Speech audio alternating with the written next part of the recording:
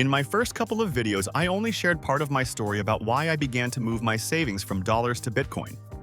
In case you didn't see them, check the links below. Now let me tell you another part of the story. Everyone is aware of the chaos that began back in 2020. And I'm sure most people remember the stimulus checks that were sent out to supposedly help people during the lockdowns. You may have desperately needed the money, or not.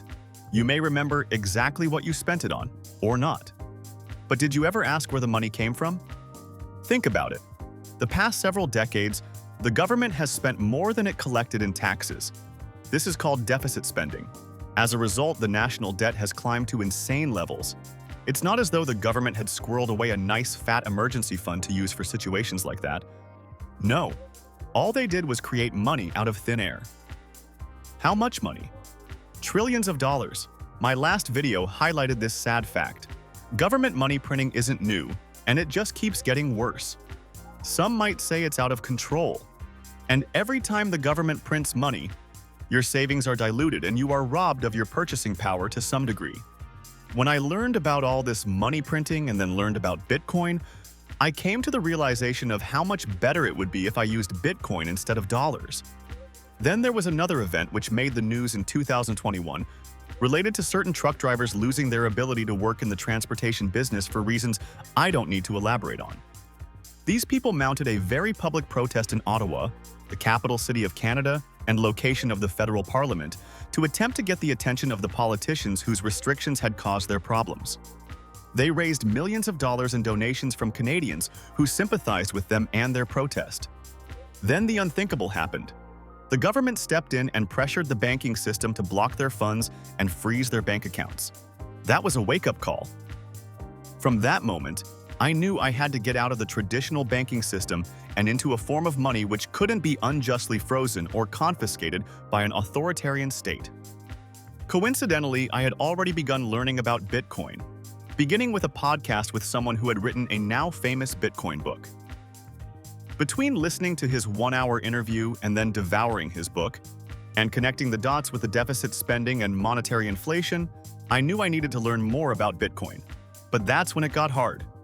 Despite being nearly 100% convinced Bitcoin could be the solution to the problem with money, my poor retirement situation, etc., I didn't know where to go next.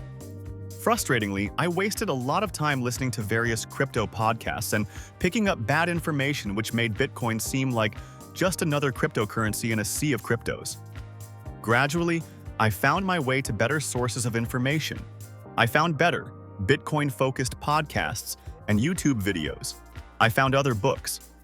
But here's the thing. I have 2 engineering degrees and am not a stranger to technology.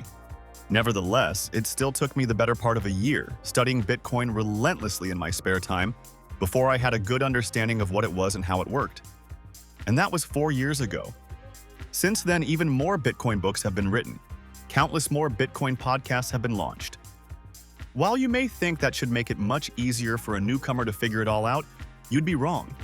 The fact is, to this day, when someone asks me about Bitcoin, there isn't one single book, or podcast, or YouTube channel I can recommend to them which will give them a clear, simple, step-by-step introduction and explanation of Bitcoin.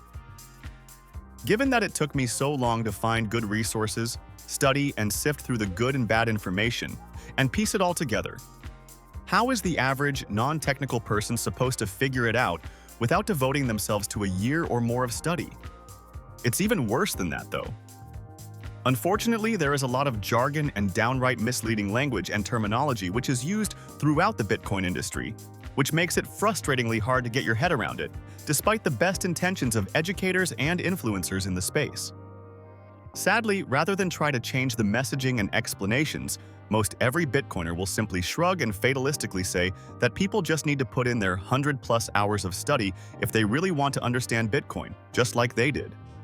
Just like I did. Well, I believe we can do better. We must. So that's what beginning Bitcoin is all about. I'm going to do my best to explain Bitcoin in a simple, easy-to-understand way, cutting through all the jargon, to help beginners learn about Bitcoin. Check out my free resource below.